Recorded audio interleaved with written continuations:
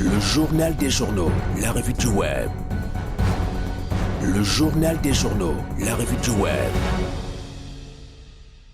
Mesdames, Messieurs, vous l'avez constaté, c'est l'instant de la revue du web et pour un tour guidé sur la toile, retrouvons Gaël Steph Nono. Sentez-vous saluer Gaël. Merci Séraphin, sans toi saluer. Mesdames, Messieurs, chers téléspectateurs, auditeurs, plus encore chers internautes, sentez-vous saluer. Dans le cadre de la revue du web de ce jour, vous aurez droit à des informations collectées par 3 supports de médias en ligne. D'entrée de jeu, à Yaoundé, une infirmière perd la vie dans un accident de moto-taxi. Information relayée par Cameroun Web il y a 12 heures. Milanette Choupou, infirmière dans une formation sanitaire du quartier Simbok, a tragiquement perdu la vie hier matin dans un accident de circulation survenu à l'entrée de son lieu de travail. Cameroun Web souligne que 3 personnes se trouvaient sur l'engin au moment de l'accident.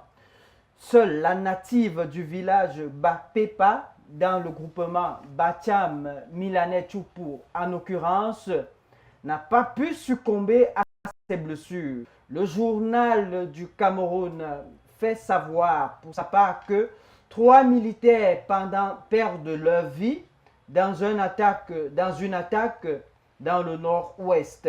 Soulignons que l'attaque survenue mercredi dernier dans le poste de contrôle militaire non loin de la région de l'Ouest est encore non revendiquée. Et bien sûr, la rédaction du journal du Cameroun, support de médias en ligne, fait savoir que les combattants séparatistes anglophones sont suspectés. Sauf que on ne sait pas quel groupe, ou alors de quel groupe il s'agit. Surtout que de ce côté, on parle déjà de 3 groupes séparatistes différents, parmi lesquels on peut citer Bio Unity Warriors, Ambazonan Defense Force and Ambazonan State Army.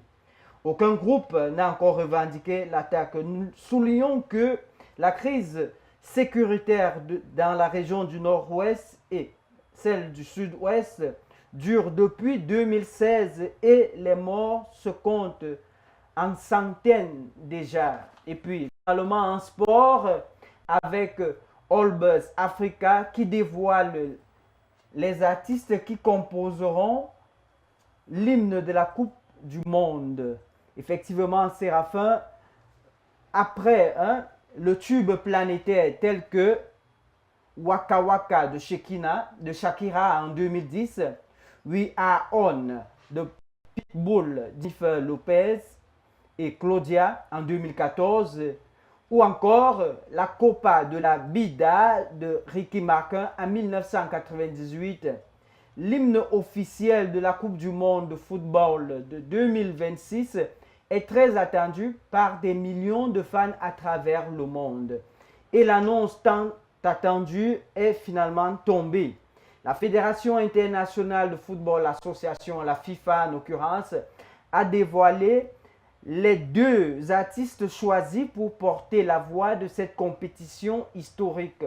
Ce qui se jouera pour la première fois à travers 3 pays, en l'occurrence les États-Unis, le Canada et le Mexique. Il s'agit donc de la chanteuse italienne Laura Pausini et de l'icône britannique de la pop Robbie Williams. Et c'est avec cette information en sport que nous vous laissons en compagnie de Séraphin.